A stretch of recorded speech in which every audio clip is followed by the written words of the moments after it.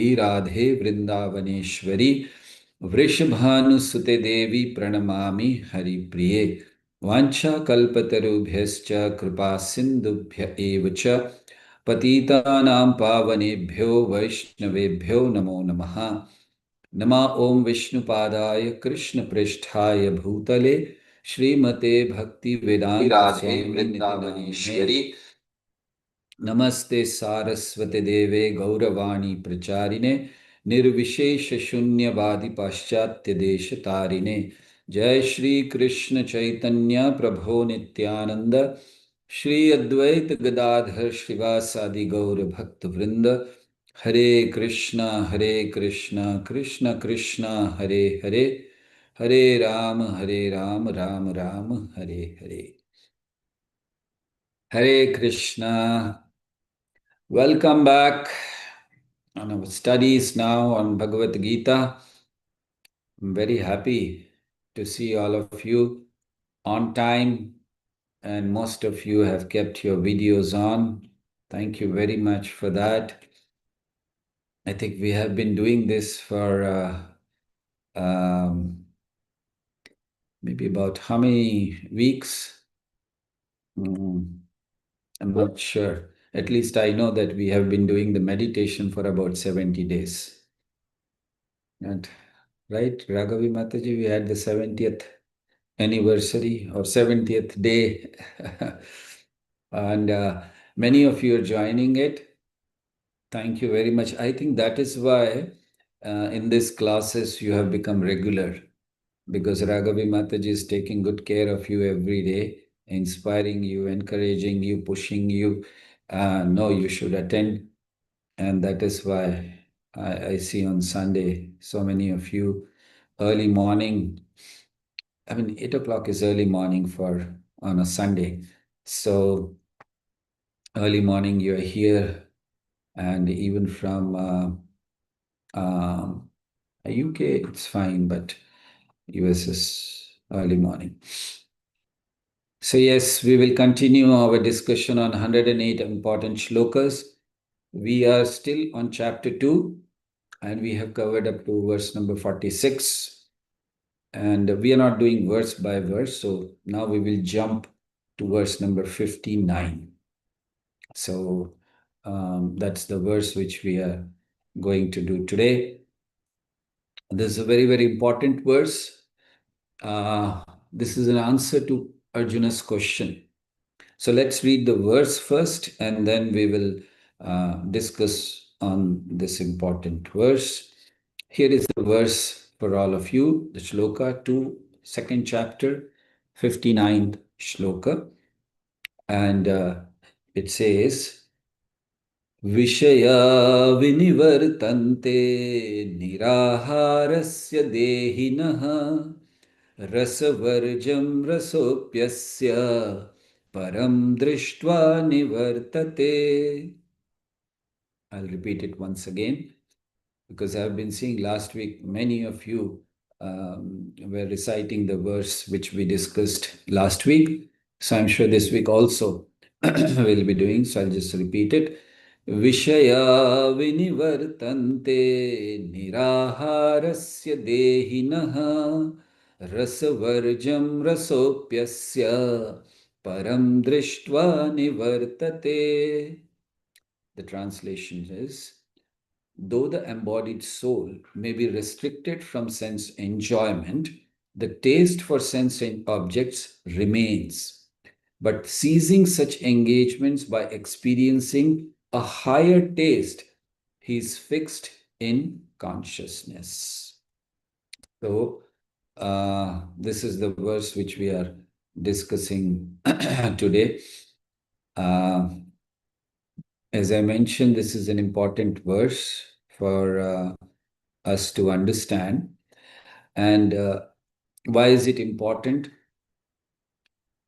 So in verse number 54, Arjuna asked a question. He said, Sthita pragyasya ka bhasha samadhitasta keshava. I mean, he was asking that what are the symptoms of a self-realized soul? So he was asking this question to Krishna, that what are the symptoms? And then Krishna starts answering from verse number 55, speaks about the symptoms. And one of the symptoms Krishna says in verse number 58, just a verse before this verse, that one should, the symptom of a self realized soul is he does not give up to bad habits. He's able to have self control. He does not just get carried away by the situations, by people, or by attractions, by temptations. In essence, he controls his senses. So when I was reading that and I was thinking that most of us are in this condition, we give up to the temptations. We are not able to be self-controlled. We become angry. We become envious, or many times, we are not able to control on our, even a simple thing like controlling our tongue. Just for the taste, we eat so many things. So then, after speaking of that, that the symptom of a self-realized person is his self-control. He does not give up to the temptations, etc. Krishna says he is able to withdraw his senses. But in this verse, particularly, Krishna is saying just withdrawal of senses, that not looking at the sense objects is not enough. Right? Say, for example, we have some bad habits. Uh, okay, let's say that you like to drink a lot. And you have a good bar in your house, very nice bar. And then you think one day you heard Bhagavad Gita, and then you decided, now I have to live a very nice life, very good life. So I'm not going to drink. So now what will you do? There's a bar right in front of you. Every time you sit on your sofa, you can see the bar, and then you can remember good old days where you were drinking every day, sometimes alone, sometimes with the friends. Whenever you were happy, you were drinking. Whenever you were sad, you were drinking. So then now you thought, "Okay, how can I give up?" So you said, okay, remove the bar, throw away all the bottles. If I'll stay away, then I will never be able to, and I'll be able to control. So then you throw away all the bottles. And then, yes, now. And then after 2 days, you start feeling that hankering. And then you go to your friend's house and you see a bar there. And then your friend offers you, come on, would you like to cheers? What do you call cheers, right? Huh? So come on, take a peg or something. And then you start thinking, maybe this is Krishna's arrangements. He wants me to drink. That is why he brought me to this house. And see, this person is offering. So how can I refuse Krishna? And then you take it. So this is called staying away. So Krishna is saying just withdrawal of senses, that I'm withdrawing from seeing, I'm withdrawing from all other things is not enough. You will fail. You'll again give up to your bad habits. So then this shloka, Vishaya vinivartante niraharasya dehinaha rasavarjam, is saying that you may give up the bad habit, but the taste will remain in your mind. You'll always remember, it was such a nice time when I was sitting with my friends and we were drinking and this and that. That taste will remain. And that taste will pull you back to those bad habits. That's why this verse is very important. This verse teaches us that you can starve the senses, but you cannot starve your desires. Stopping senses, stopping some bad habit is easy for some time. But stopping that desire which you have inside is impossible without Krishna. So, here Krishna is speaking about Vishaya Vinivartante. Niraharasya dehinaha. Nira ahar. Very nice word Krishna is using here. What is nira ahar?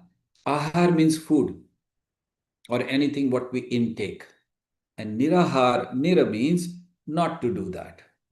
Nirahar means without. So nir means without, devoid of. What? Ahar. What is ahar? Food or whatever we intake, uh, whatever we consume. Mm, That is the main primary meaning we can say. So nirahar means one who does not take it, one who abstain. But ahar is not limited to food. Now let's try to understand what can ahar mean. In general, ahar is food, right? But then, when you're fasting, you say falahar.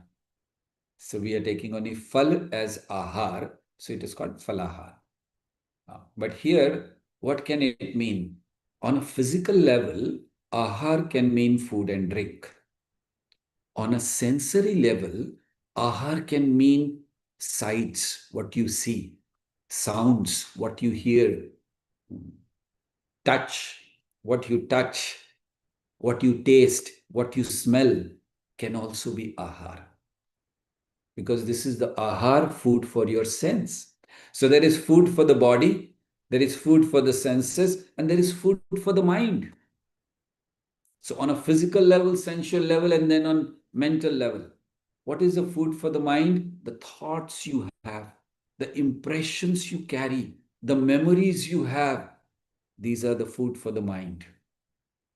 So when we talk of nirahara, that means are we competent enough? Are we strong enough to even not to have wrong thoughts in our mind? Not to have wrong impressions in our mind? It's not possible. You just walk on the road and you'll have so many impressions on your mind. Isn't it? Let me tell you an example. This was told to me by a very senior brahmachari. Brahmachari means he's been following celibacy for it's about 20, 30 years or more than that. And he once told me that one day I was sitting in Vrindavan, right in front of Shri Radha Shyama Sundar, and I was chanting my rounds, and I was very happy chanting my rounds. After rounds chanting, I was feeling very happy. Yes, I chanted. I suppose that's what feeling you also get, all of you, when you chant every day. Uh, and that is why you all come. Otherwise, why will you come? Why will you waste your time? So, yes, I'm sure you get that happiness that, yes, I've chanted my rounds. And I'm sure the same happiness you're getting after doing your Bhagavad Gita course also, isn't it? And Raghavi Mataji is very happy that all of you are sending your Bhagavad Gita courses, day 1, day 2, day 3. I don't know after that something came or no. She has posted up to day 14. And then she was telling me that people have started reducing. They started with 30 and then now they're coming down and down. As the course is growing, the people are reducing. Uh, my request is that please do that. That's a wonderful thing to do, just the basics to understand. So maybe that's where we have stopped for some time so that you can take your time and do it one by one. But please do it. It will be very helpful for you in your life. So, okay, where were we? Why did we go to the course? Happiness.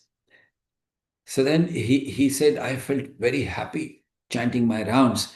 And then he said, I started thinking, when was the last time I was so happy? When was it the last time when I was feeling so happy? Now he's a brahmachari, a celibate monk, staying in the ashram for many years. He's from Russia. So he said, then I started thinking, when was it last time? And they said, yes, that time I was very happy. That time I was very happy. That time I was very happy. Then suddenly he remembered that, when I had joined, that was years ago, 30 years ago, when I joined, we were on a Harinam on the street. And then we were doing kirtan, and there were people, this was in Russia, there were people surrounding us, standing and watching us, some people dancing. I was feeling very happy at that time also that look at these people, these Russian people, they are getting the holy name, they're able to chant. He said, I was very happy. And I remembered all that. In that, he says, when I was remembering that we were there doing kirtan, and we were there was a crowd, there were so many people standing, and he said there was a girl standing there with short skirt. That also I remember. And he was telling me, look at me, I'm a brahmachari. I'm a celibate monk. I am in Vrindavan. I am right in front of Radha Shamsundar, chanting my rounds. And what am I remembering? 30 years ago, I saw a girl whom I don't even know, but she was just wearing short skirts, so that impression is still there in my mind. This is how powerful the mind is. Can carry impressions for not just for years, for lifetimes, and can disturb us. So that is why ahar is very important. The food which you are giving to your mind in the form of thoughts, in the form of impressions. That's why be very careful. What are you feeding your mind? Because that is going to trouble you or help you in your life. So, ahar could be on a bodily level, food and drink. Ahar could be your sight, what you see, what you hear, what you touch, what you smell. Or ahar could be your impressions, your thoughts. Now, when we say nirahar, so nirahar, like when we are saying ahar as food, so how do we become nirahar? By fasting, by austerity, by taking simple diet, by doing some yogic exercises. Now, by that, you can stop the bodily demands, right? So we can say hunger of body stops, but hunger of heart remains. It doesn't happen that you fast and then you lose the desire to eat. Does it happen like that? That you fasted one day and then after that you said, forget it. Now what is the use of eating? I will not eat only. No, in fact, you fast, and as soon as the fast is over, the first thing you look for is the food. Let me eat. So hunger of body can be stopped, but hunger of heart remains. And mind, as I was saying, what you see, what you are, for the senses, you can withdraw senses from the object, but mind will continue to crave. Or you may follow some discipline, rules, etc. That may restrain your action, but not attraction. So rules can restrain action. Okay, I have a rule. I will not follow this. I am following this particular rule, so I will not do this. They may restrain your action, but not attraction. So that's why niraharasya is considered to be, as per Krishna. Krishna is saying niraharasya dehina rasavarjam. Still the desire is there to enjoy. Because how does this desire come? This desire is coming because of the illusory energy of Krishna Maya. And please understand, Maya is not living in the society. Now the question, like that example I gave, he remembered the girl 30 years later also, he had seen a girl in short skirt and he remembered. So we can say, yes, you see, all my wrong things are staying in the society. Because of the society, I'm going on the wrong path. Because of society, I'm taking up wrong path. No. Wrong things or attractive things or temptations do not reside in society. It resides in your mind. That is an important thing. It resides in your mind. Because it is the mind that we have to spiritualize. We cannot change the whole world. We can change our mentality. We can change our thought process. It is so simple. Niraharasya dehinaha. Why is it so simple? You know that story which I repeat again and again, and I love it to explain this point that a king, he was walking on the streets in his kingdom, and there were pebbles, stones, small stones, and started hurting his legs. He wasn't wearing any slippers or shoes. So he came back and called the minister, go and bring all the rubber and put it all on the roads. All the roads should be coated by rubber. The minister said, sir, what are you talking? Such a big kingdom we have, and all the roads, if we are going to do it, I mean, oh, we are going to coat with rubber, how will we manage? He said, no, it's my order, do it. But the minister said, please tell me the reason. He said, I walked on the road and stones and pebbles started hurting me. The minister said, sir, why don't you have a shoes on your feet? Or maybe we can prepare a slipper of rubber slipper for you. So then you walk, nothing will happen. Such a nice, wonderful solution, right? Simple solution. When we hear all this, we said, what is this? This is not even a solution. This is not even a question. We already do that. No, this is to tell you that don't try to change the world. Try to change yourself. Don't try to put, don't try to have the rubber coating on all the roads. Just wear slippers. So, similarly, when we change our mind, when we change our thought process, when we change our impressions which we are giving to the mind, then we are able to control mind. So, Krishna is using the word niraharasya, that senses, objects can be withdrawn, but then craving will all continue. So what you have to do, niraharasya dehinaha param drishtva. Then you have to go for a higher thing. So when we are talking of niraharasya, or when we're talking of giving up things externally, so externally giving up things may not help us. It is very temporary thing to do. Like, say, for example, um, we have bad habits. So let's say, okay, we are trying to give up bad habits. Now, how we will give up bad habits? Now, let's we have. I'm sure. I was thinking first, should I speak on bad habits, because of course this verse is speaking about the habits, or I should just continue discussion on param drishtva, because looking at all of you, I don't even think that any of you have any bad habit in you.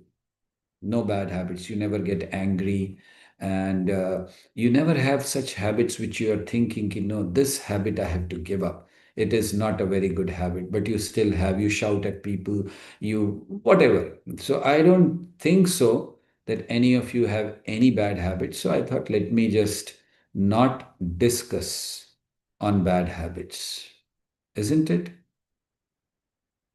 But then at least two people have some bad habits. So I'm getting some messages on the chat boxes that please speak on bad habits. Maybe they are thinking that, all of you are thinking that what you say is correct. We don't have bad habits. But Atul Krishna Prabhu, you may have some bad habits, so better speak on that. You will give up the bad habits. So, okay, following your orders, I will speak on the bad habits, or how we can, how they affect us, the bad habits, because this is whole thing what we are discussing. We should give up bad habits. So Aristotle said, what we are, what we repeatedly do. Excellence is not an act, but a habit. So what we repeatedly do, that means we can change. Sometimes people think that I cannot change, I have this habit. No, you can. Habits can be changed. So now, how the habits can be harmful. or can waste our time. Just with the story, there were three workers, and they were very good in working, very, very sincere, taking their work very sincerely. So one day, a person saw, he was looking down on the ground, two workers were doing the work. So one was digging the earth. He was digging, his work was. And the second person was coming and filling up with the mud. And then they will go ahead, he will again dig and he again fill it up. This person was wondering, what are they doing? Why are they digging if they have to fill it up again? And why are they wasting time? So he went to them. Now you see, we are talking about habits. So he went to them. He said, what are you doing? He said, we are working. But he said, what work? One is digging and the other is filling it up. And what is the use? What are you achieving by that? They said, sir, actually, we are three of us in our team. So my duty is to dig, his duty is to fill it up. But the person who's absent today, his duty is to plant the saplings. So the whole process was the person used to dig, the other person used to plant the sapling, and then third person used to fill it up. That was a perfect thing. You see, today the person who plants the sapling is absent, but we are very sincere in our work. So we are doing our work. I am digging, he is filling it up. What are they achieving by that? Nothing, but just going on. So habits are just like that. You just go on without achieving anything. That is why it is said the nature of habit is such that if you take out H out of habit, a bit remains. If you take out A from that, bit remains. If you take out B from it, it still remains. That's the nature of the habit. It's very difficult to give up the habits. That's why it is said that habits are best servants but worst masters. So that's why we do not allow the habits to become masters, because they're very, very addictive. It is said before we get them, they get us. And we all know habits become addiction. So cultivating a habit is like sowing when we are in a field. So what we do, we sow certain things when we're plowing a field. So how is the habit? Now, when you sow a thought, what do you reap? You reap an action. It's like very common, which you may have heard. When you sow an action, you reap a habit. When you sow a habit, you reap a character. When you sow a character, you reap a destiny. So just the thoughts can lead you to the destiny. That is why it's very important that we should be able to change our habits, which are very deep rooted. Although it takes time, but then it is possible that we can do. Because otherwise, sometimes the kind of habits, they are actually called conditioning. We are conditioned. Like, whatever you say, I'm going to do this. This kind of tendency is actually called conditioning. Now, here, what you're seeing is a wonderful story I'm going to tell you, how the conditioning is there, how our habits of conditioning is there. So there was a football team, and they were going to play their final match, and they were sure of winning the game, sure, 100%. So they were into their finals. So next day was the game, and what happened is that the goalkeeper, he became sick, and really sick, and he said, I can't play tomorrow. Now they were like, what to do? Tomorrow morning we have a match, and that to finals. How will we win without a... So they asked others in the team, any of you can do it? They said, no, we are not trained for that. And they were in trouble. So anyway, next day morning, the whole team was going in the bus. So while going, they were passing through a marketplace, and the captain saw something outside, and he told the bus, stop, stop, stop. So they stopped the bus, and he saw there was a watermelon seller. He had a shop there, and there was a truck standing there. They had brought watermelons. So they were giving the watermelon to the person. And how were they giving? They were just throwing watermelons from the truck, one after another, one after another. And this person was so expert, he was not allowing any watermelon to fall. He was catching all of them like this, like this, like this. And the captain saw. The captain said, this is what our goalkeeper needs to do. This is what he's doing, because watermelon is also like football, the shape, almost. So then he went to him. He said, wow, I saw you, how you're doing it. So he was like, for the shop, he was standing on the entrance of the shop, and they were throwing the watermelons, and he was catching all the watermelon, putting it in the shop, catching all and putting in the shop. So the captain was so impressed, and he said, can you help us? He said, I've never played football. I'm just a watermelon seller here, fruit seller. He said, no, no, please help us. So he said, okay, what do I have to do? He said, just what you are doing here, the same thing you have to do there. So he said, okay. So they started playing, and now the captain was sure that we are going to win because we have such a nice goalkeeper and our team is very good. So they went into the play and they lost badly. And why did they lose? It's not that the goalkeeper was not good. He was very good. But what was his habit? So his habit was he used to catch the watermelon and put it inside the shop, right? That's what he was doing it.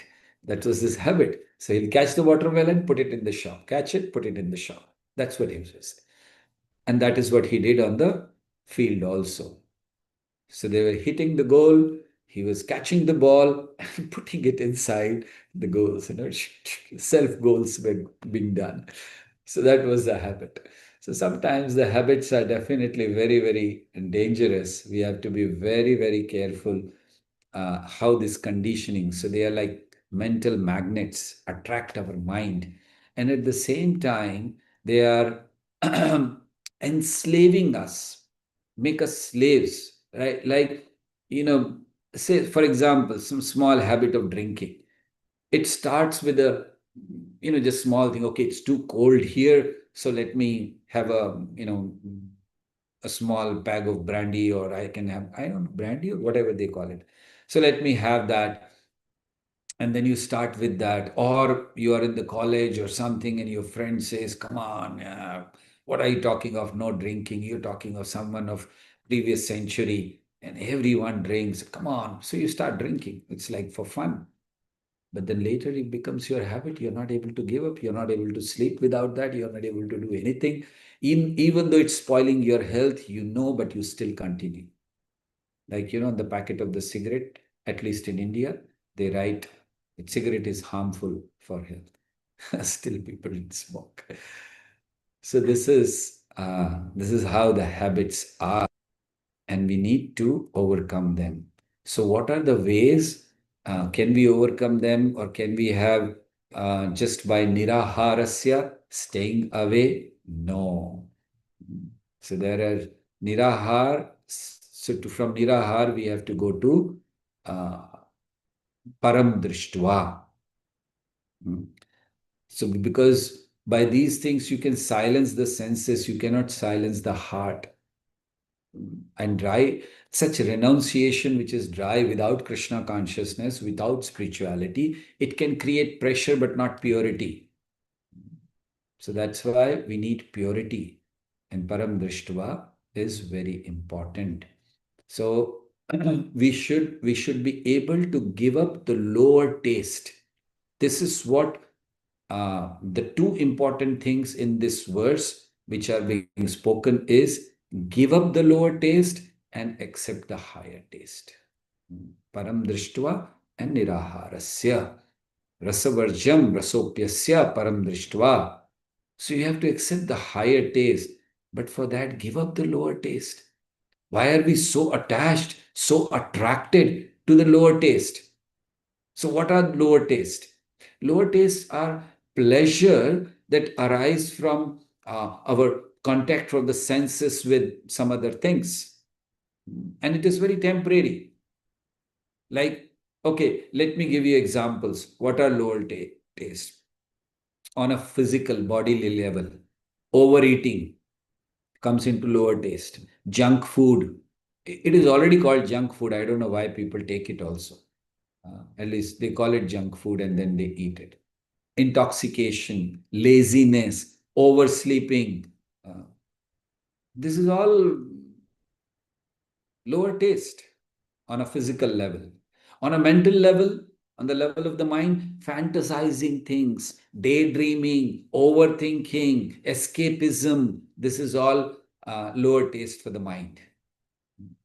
Why? Because you take some pleasure, which gives you anxiety and ultimately dissatisfaction, and then again you start doing it. On an emotional level, you can have lower taste. So you see, we are talking on bodily level, on a mental level, even on emotional level, you can have lower taste. What? When you're craving for attention. When I'm speaking of mental, I know maybe when I was speaking on bodily level, you may think, no, I don't have this lower taste. Overeating, no way. I'm very cautious about my weight, so don't worry, I'm not doing any overweighting. Junk food, not at all. I'm health conscious, so we only take healthy food. Okay. Intoxication, never. Monday to Tuesday, I never do it. So, okay, that is also fine. And laziness, not at all. I'm very, very active person. Morning 9:30, I'm out of bed and very active. So, no laziness. Oversleeping, no way. What are you talking of oversleeping? On Sundays, we get up at 8 o'clock. So nice. How can we say so oversleeping? And then, okay, mentally, fantasizing, I don't fantasize. Daydreaming, no way. I don't sit and just think, okay, one day I'll become like this, one day I'll do no daydreaming. Overthinking, uh, sometimes, but not always. Or maybe always, or maybe not always. This is overthinking. So overthinking, no. Escapism, that you want to escape from certain thing, you don't want to face the reality, you feel that if you close your eyes, the whole world will go into darkness. What about escapism? No, no, no, I don't. Okay, let's go to emotional lower taste. These are all lower taste I'm talking about. Craving for attention. Is it there in us? Or no, that I want, wherever I go, people should give me attention. Oh, Atul Krishna Prabhu has come. So as soon as I walk in, everyone should pay attention to me. So I'm craving for attention, lower taste. Or I want control over others, right? Many times it happens. I want to control others. Hey, what are you doing? Why are you doing this? I'm telling you, do like this. No, no, but this way I want to try. No, don't try. I'm telling you, just do it. Okay. Yes, boss. Controlling others. Even in the family, don't think I'm just speaking about my ashram or something. In the family also, you have this, right? Like the wife goes to the husband, today I want to prepare whatever you like. The husband says, okay, maybe you can prepare aloo paratha. No, no, no. That's not good for the health. Should we have some other things? Okay, maybe you can prepare thepla or something. No, that's too difficult to make right now. So, acha, maybe what about this? No, this. Then finally she'll say, what about khichdi? And the husband has no choice and he says, yes, khichdi. So see, whatever you want, I'm preparing. Control over others. Right? Isn't it? It happens, right? And sometimes this is lower taste, controlling others. And emotional dependency, this is also a lower taste. Okay, I'm sorry, I'm going a little out of the context. Let's have the lower taste in social circles. You are in social circles. What is the lower taste? Gossiping. Okay. I think there is someone writing, but maybe we'll take the chats later. uh, okay, the questions. We'll take it a little later. Thank you. So, social level, how the lower taste are gossiping, right? Where you enjoy gossiping. Somebody comes and tells you something, you know what's happening? That lady's daughter is going around with that person's thing. Oh, is it? Did you see? No, I just heard. Then how do you know it's true? Arey, ऐसा ही होता है. This is the word. So gossiping, criticism on a social level. Actually, criticizing others is a favorite sport for all of us. We enjoy it so much. The moment we get a chance to criticize, person comes to you and says, the lady staying next door, actually, I just heard that she's not of good character. Is it? I knew it. I knew it. Because how do you know? I saw like that. What did you see? I saw 11 o'clock in the night, her light was on. So criticizing, comparing, these are all lower taste. Gossiping, criticizing, comparing. Oh, look at her. Her necklace is so nice. But my husband did not give me such a nice necklace. Tomorrow onwards, I will not come to the parties. So I'm sure all of you may be wondering, how does Prabhuji know all this? He doesn't go to parties, but he knows everything, what's happening. I'm not going to tell you the secret. Okay. So comparison. Uh, or sometime dominating conversations, right? You don't allow others' views. You just want to dominate. If you say this is the truth. The person is saying that you don't want. Always dominating. Of course, looking at all of you, I don't feel any of you have such dominating personalities, but there are people, may not be where you stay, but in other places, there are people who are like dominating, who would like to, whatever I say has to be that. So that's lower taste. Uh, Okay, let's take lower taste in digital world, modern placed digital world. What is a lower taste? Endless scrolling. You go on scrolling. Okay, next. Okay, next. Okay, next. Whether it is Facebook, it's Insta or whatever. Endless scrolling. Uh, it's a lower taste. Or addiction to reels and shorts, what they call them, 1 minute things or something. Yes, addiction to that. Gaming obsessions, this is all lower taste.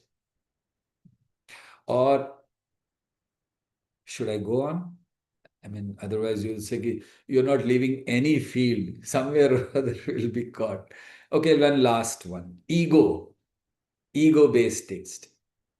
We take pride in our knowledge.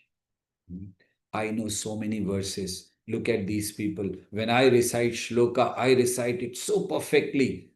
But look at these people. They are not able to recite. Pride in the knowledge. Or when we enjoy superiority, being right.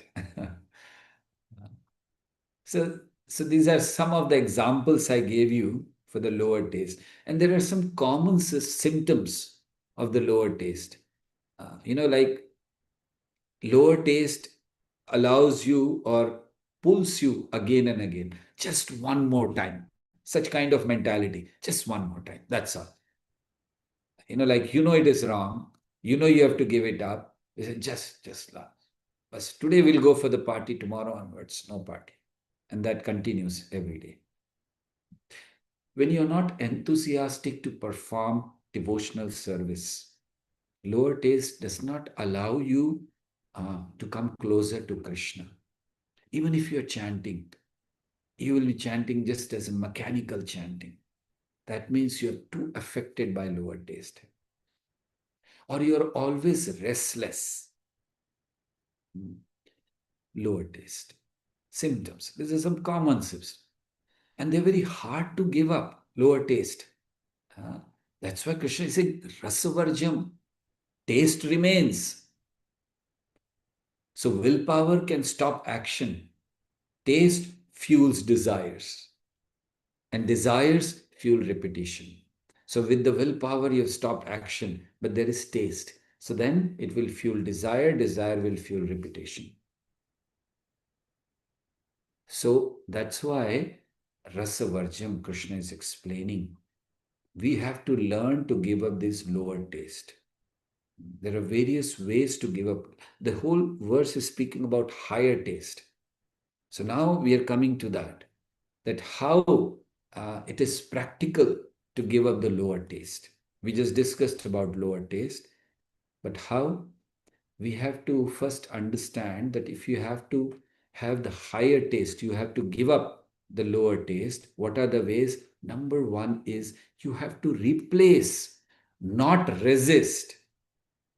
Param Drishtva. This is the Param Drishtva principle which Krishna is presenting. Param Drishtva Nivartate. So first he said Niraharasya. You try on your own, but desire will remain. So then Krishna, what should be done? Param Drishtva principle he is presenting. What is that? Replace. Don't resist. Like you're fighting your desires. What will happen? It will increase your focus on it. I'm telling you, you try it out. There was one time a person came to a sadhu and he said, I want to be determined. I want to give up my desires. What can I do? Sadhu said, okay, do one thing. For next 1 week, don't think about red-faced monkey. The person said, why will I think about red-faced monkey? I've never seen red-faced monkey.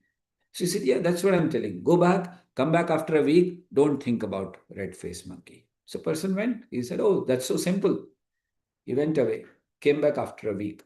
Sadhu asked him, so was there any day or any time, anything you thought about red-faced monkey? He said, 24 hours I was thinking about red-faced monkey.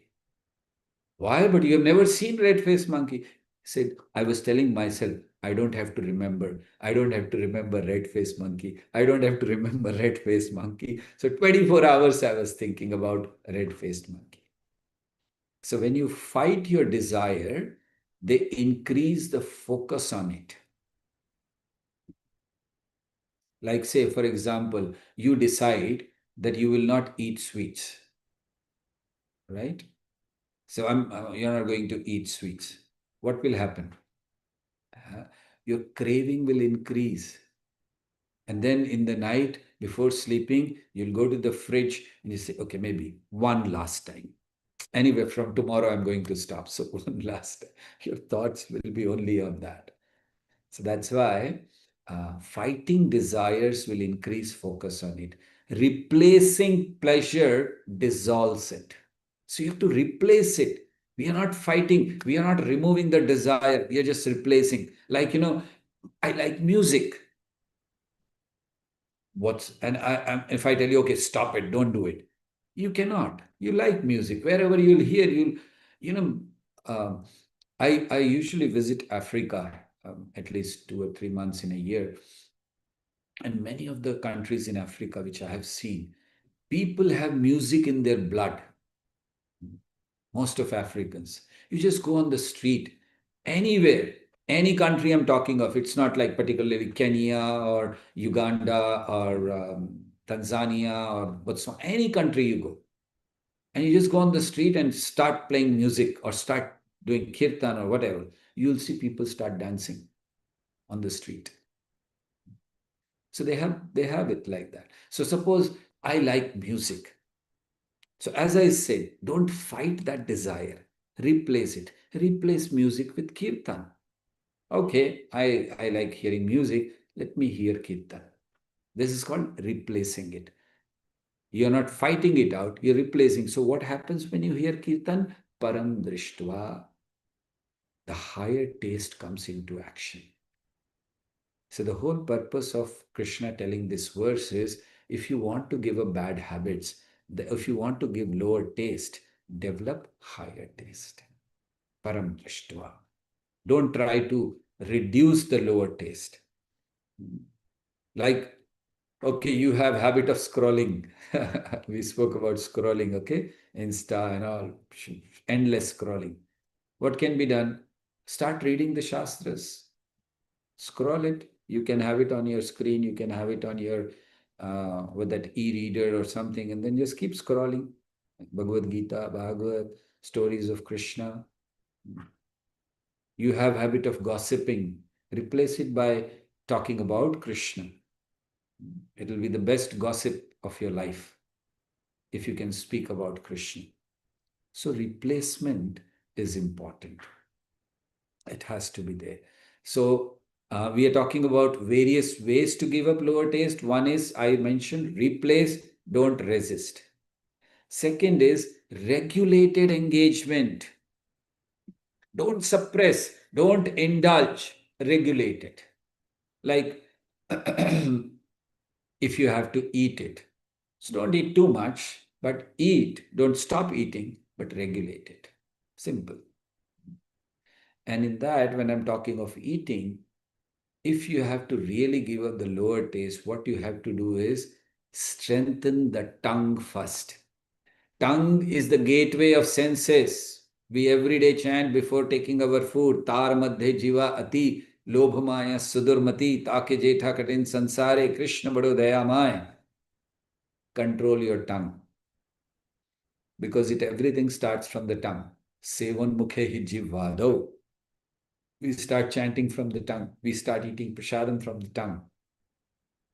So strengthen your tongue first. How? Improve your chanting. Two things strengthen our tongue. One is attentive chanting, and second is honoring prasadam. Then the tongue comes under control, and then it can bring all the senses under control. Fourth is, please change your association. Because taste, lower taste or higher taste, any taste is contagious. That is why it is said in Bhagavatam, Satam prasangan mama virya samvido bhavanti hritkarna rasayana katha. Satam prasangan mama virya samvido. Lord is saying that you want to hear about me? Come in association of devotees. Spend time with enthusiastic devotees. So that's the thing. If you want to reduce, if you want to niraharasya, you want to understand the param drishtva principle. To give up the lower taste, you need to have a very good association. And also you need to reduce your exposure. You can't reduce your desire, but you can reduce your exposure. There are some triggers like social media and other things. You have to limit it. Also, you have to think that you should, whatever diet you're taking. See, when you eat, we are very careful what we eat, isn't it? If somebody brings you some food, it is very dirty, there is dust on that, and maybe few flies on that, and something. Will you happily eat? Please and tell me, will you happily eat? No, no? That okay, very nice. Okay, take a flies are okay. I can just throw away flies and you'll throw away this. I can't take it. It's not hygienic. It's not good for me. Right? If the environment is not good, suppose you come to India, we are going on the highway and then there is a dirty dhaba and we go there and sit and all the dirt, you'll say, please, I'm ready to fast. I will not eat. This is too unhygienic for me. Right? So when we are so careful in eating, then why we are not careful in everything what we intake? For example, digital things which we intake. Are they healthy? Are they clean for us? We intake everything. Whatever comes on the screen, yes, go on, go on. So as you're careful for your health and you will take only very hygienic and healthy food, similarly on the social media also take clean digital diet. You may remember this thing. Clean digital diet is required for us. So we have to reduce exposure and we have to avoid the temptation zones. As I said, like, you've thrown away the bar, but then you're going to your friend's house and then you're looking at the bar. The temptation zone, avoid that. Because please understand, our willpower is very weak, environment is very strong. We have to change it. We have to make the willpower strong and environment weak. But right now, it is not so. And increase your positive engagement. Don't let your mind being idle. Do some surveys, do some outreach, do some project for Krishna, create offerings to Krishna, write something for Krishna. So many things you can do. Be busy. If you're busy in bhakti, you will be free from bad habits. So, because we should understand at what cost we are taking this lower taste. What are we getting? Our intelligence is being destroyed completely. So that's why we should try to give up this lower taste, like Dhruv Maharaj's story in Srimad Bhagavatam. First, he had lower taste. He was 5-year-old boy. And what was his lower taste? My father, how dare he throw me away?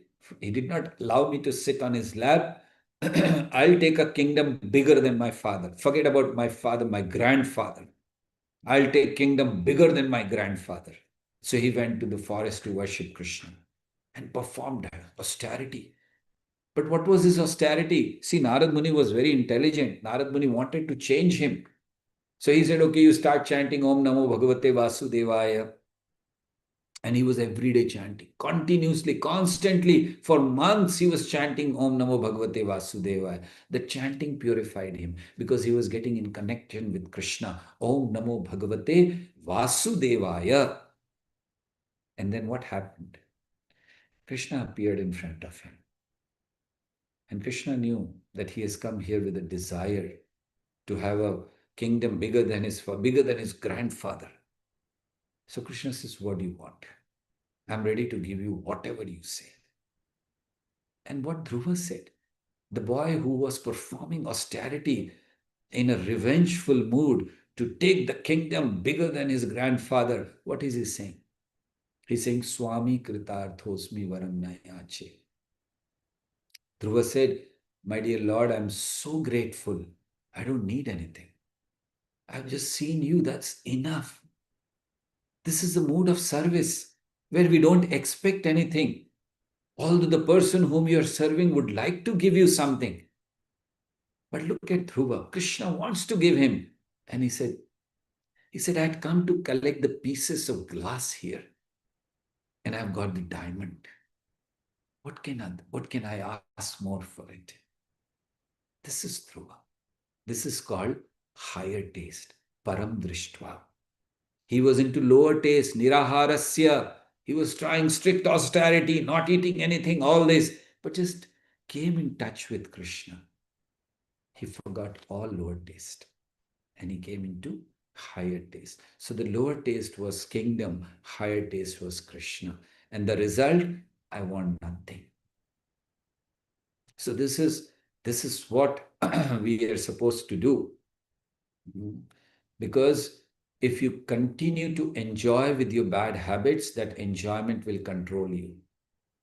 So in bhakti, don't think the pleasure will be killed. Like sometimes we don't want to do bhakti because how will I enjoy? What about my parties? What about my other things? Oh, I don't want to come to bhakti. No, bhakti doesn't kill pleasure, it purifies it. Because a heart full of temptation is a weak heart. But when the heart is full of Krishna, it's the strongest. So, param drishtva nivartate. This is the law of higher taste. Taste of hearing Krishna Katha, taste of chanting, taste of serving devotees, taste of pleasing Krishna. Krishna does not say stop enjoying. He's saying upgrade. You are in economic class, not even economic class, you are in a lower economic class. From lower economic class, Krishna is not even telling you to come to economy, not to premium economy. Krishna is telling you to come to first class or to the business class. Or nowadays we have suits, right? And you go in the plane and some of them have nice suits. You can get all by yourself. Krishna is telling you to upgrade your enjoyment. So, like when a child is playing with the toys, he is playing with the plastic toys, and then he gets real gadgets, not by force, but by maturity. Simple, right? A child, 3-year old, what do you give him? In the form of a mobile, 2-year-old child, maybe a plastic mobile, just like he can press some buttons. But when he grows, he automatically gets the real gadget. He gets the real mobile. It's just by maturity. So we need to be matured enough in bhakti, in spirituality. And that spiritual maturity will bring natural detachment. So, uh, can I take 5 minutes more? Is it okay? I just saw the time. I'm already 3 minutes late. If all of you permit me, just 5 minutes, not more than that. I know you're very busy, and I don't want to keep you waiting. Okay, thank you. Just 5 minutes more. So now this wonderful verse, what is it teaching us? Number one thing, it is teaching us willpower is limited. Rules alone won't save us because our attraction is stronger than restriction. So what can we do? We focus more on spirituality, and then not on willpower, but on Krishna's power. So our surrender, our focus, our trust is on Krishna's power, not on our willpower. Willpower is limited. Krishna is unlimited. That's the first thing we hear. Second thing, don't fight the mind. Feed it. Mind needs engagement. So replace bad habits with service, replace gossip with kirtan, replace scrolling with shastra. But don't fight the mind. Just feed it. Feed it good things. Take intake, as I mentioned, healthy food like that. Even in social media, digital things, healthy digital things. Be very careful what you're putting inside. And the third thing, what we learn, is it is the environment that shapes the taste. So the kind of environment you have, that kind of taste you develop. The association creates attraction. If you live near devotees, if you hear from advanced souls, if you attend kirtans regularly, what will happen? Your taste will change. It is the environment which is shaping our taste. So till now, why I did not read Bhagavad Gita, till now why I was not chanting, till now why I was not interested in doing any kind of thing connected with Bhagavad Gita, including the courses which we are doing. Why we were not? Environment was not there. So create that environment. Don't wait for the environment to appear from Vaikuntha. So that is very important. And do not keep a gap in your taste. Means continuously keep doing it. Increase the taste in bhakti. Instead of being guilty, instead of feeling guilty that, oh, I'm doing this, I have this bad habit, I have that bad habit, intensify your hearing and chanting. Spiritual life must be joyful. Spirituality is not dry. Dry spirituality is unsustainable. So be joyful, smile while chanting, serve while happily. This is spiritual life. And then the temptations will go away. We have example of Haridas Thakur. He was tempted. He was alone in the night outside the village in a cave. And a very beautiful prostitute was sent to him. Go attract him. The prostitute came at the dead of the night. Nobody's there around. He's all alone. The prostitute comes to him. He was young. And the prostitute said, "Oh, you look so handsome. Look at your hands. Wow, your biceps or triceps. I don't know, whatever she must have said.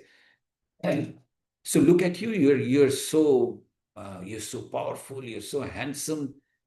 And I would like to be with you. I would like to enjoy with you." Can you imagine? You're all alone. A young man, all alone, nobody to see. The whole village is away. And this girl on its own, this beautiful prostitute is coming and telling you, "I want to enjoy with you." What did Haridas Thakur? He was not affected. So he did not suppress how he handled. uh, he was not suppressing his desire that he wanted to enjoy, but he said, "No, no, no, I'll not look at you. I'll not look at you. Please go away. You are Maya." Nothing. He was, he did not use the weapon of suppression, but he used the weapon of absorption. He was so absorbed in Krishna. He was so absorbed in chanting that she was sitting right in front of Haridas Thakur, and he said, "Just wait for some time. Let me complete my rounds. I've taken a vow. As soon as I complete, I'll fulfill your desire." The whole night she was sitting, and Haridas Thakur kept chanting, so absorbed. And then in the next day morning, she said, "Okay, now I'm going. It's morning time. People will see. I'll come again this night." He said, "Yes." She came again. Haridas Thakur again was chanting, "Just give me some time. Let me complete my chanting." Whole night. Third night, she came and she heard the chanting and she became a devotee. She cried in front of Haridas Thakur. "I'm so sorry. I came to defame you. I wanted to break your austerity. I wanted to break your devotion. I wanted to spoil everything in your life. Please forgive me." And look at Haridas Thakur. He said, "I know why you came. The very first day when you came, I knew that you are here to spoil my devotion. You are here to spoil my name. You are here to defame me." So and she was surprised. Then why didn't you walk away? Why were you here for 2 nights more? When you knew that I'm coming here for that, Haridas Thakur said, "I wanted to purify you. And now you are purified. Take this is my mala, and this is Tulsi Devi. Sit here and chant your rounds." And then Haridas Thakur went away.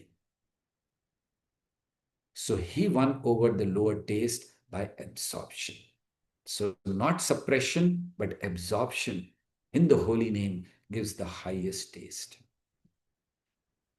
So we this wonderful verse of Bhagavad Gita teaches us the most hopeful message. We are hopeless. Life is hopeless, but it gives a hopeful message of spiritual light. We are not expected to be stone-hearted. We are not asked to kill desires. We are invited to purify desires. We are offered a higher taste, Krishna himself. And when Krishna enters the heart, inferior pleasures automatically exit. If you want to give up something, fall in love with something higher or fall in love with Krishna, everything will be taken care. Thank you very much. Hare Krishna, Krishna Krishna, Hare Hare, Hare Rama, Rama Rama, Hare Hare. Hare Krishna. So thank you. And yes, we can take some questions. Those of you who are, I'm sorry, I'm already 11 minutes extra I've taken. Those of you who are getting late may leave. And others who have some questions, we can take the questions for one or two questions if you have any. Anyone has any question, you can raise your hand. There are some questions on the chat box. I will look at them now.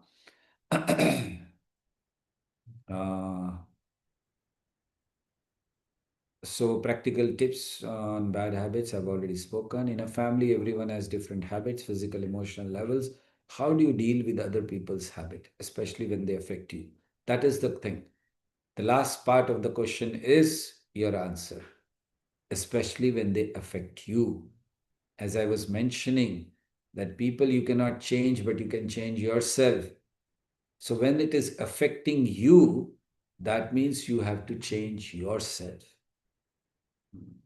So, as per the situation, people may have different habits, emotionally, physically, whatever. But then you need to adopt. There are two things we should understand. If you can do something about it to change the whole situation, go ahead and do it. And if you can't, why bother? Change yourself. These are the only two things you can do, either change the world or change yourself. But if you have the power to change the world, you are a world leader and you can do something, yes, go ahead. But if you're not, then please change yourself. Become leader of your life if you cannot become the leader of the world. That will help you. So this is this is the answer which you yourself has given. If you don't get affected, then you will not be feeling disturbed. But because you get affected, you're looking for the answers. Okay, let's go ahead. How can you tell your children to stop digital addiction, especially when they're surrounded by such temptations and they don't listen to the parents? This happens when we don't train our children from the childhood. Like, child is very small and he starts crying. He needs parents, and the parents have no time, so they give him the mobile. This is happening in India. I see it most of the time. Child is crying, give him mobile. The child is okay, he's small. What he knows? So he's got the mobile, he's happy with that. And then like, in India, especially in the north part, earlier, I don't know now, earlier, when it used to be too cold, like now it has started, till morning 10 o'clock, you can't see anything. It's so foggy.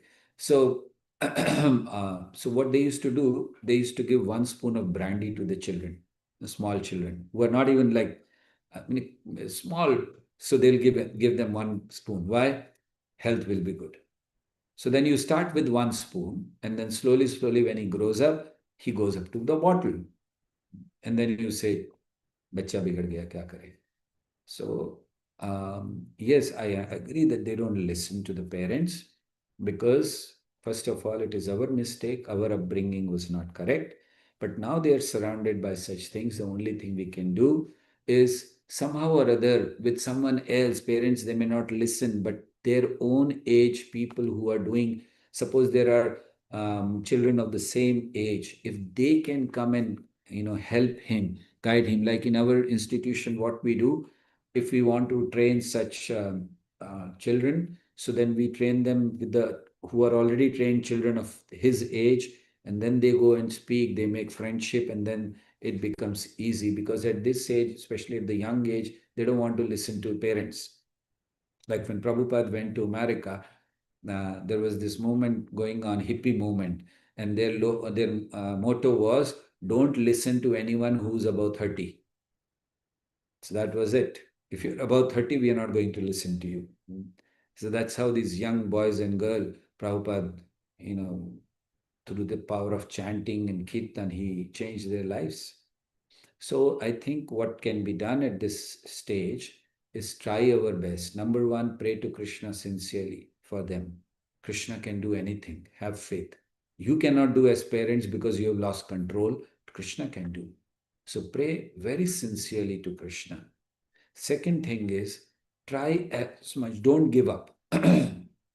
Try as much as they can, limit it. Like I've seen in many places from the beginning, they limit to the child, okay, 1 hour only in a day, otherwise you're not going to touch, and this and that, something like that, if the child is in that position. And third is, bring him to the good association, give him some nice books to read. At least that will change, if not your instructions. Ask the children to somehow get them in touch with someone who can guide them locally, wherever you are. These are the only things now we can do. But those who are in a position where they can still, where their children are very small, start from now only. If the child is crying, give him time, not mobile. Sit with the child, play with the child, he'll be very happy. But when you give him the mobile thinking, I'm very busy and I don't want to be disturbed, then child also, when he grows, he just says, I'm very busy, I don't want to be disturbed by my parents. Simple thing. Okay, if you're surrounded by people who are in bad habits, is it okay to just focus on myself? Yes, 100%. Just focus. Don't try to focus on others. That will help you. Thank you. Grateful to all of you. And I'm sorry, it's about 17 minutes extra. No, not 70. Yeah, 17 minutes extra. And still all of you are here. That's very encouraging. Thank you for encouraging me. And we will meet again next Sunday. But please continue your chanting sessions every day. My really, I'm very, very grateful. My gratitude to Raghavi Mataji, who's taking this up every day without fail. And also to all of you who are joining. She is taking it up, but what will happen if she's the only one? So all of you are joining every day. Thank you. And at the same time, please look at the course also. Take out some time, 15 minutes, 20 minutes in a day, and try doing that also. I'll be very happy. Thank you very much. Hare Krishna, Krishna Krishna, Hare Hare, Hare Rama, Rama Rama, Hare Hare. Hare Krishna. And maybe you're on the group, all of you, I think. On this group, maybe till now, whatever we have discussed, I would like to have a simple feedback so that if there is anything which you feel changing, like the time is too much, I mean, 1 hour is too long, or half an hour, or whatever, anything, suggestions like this are there, please send us.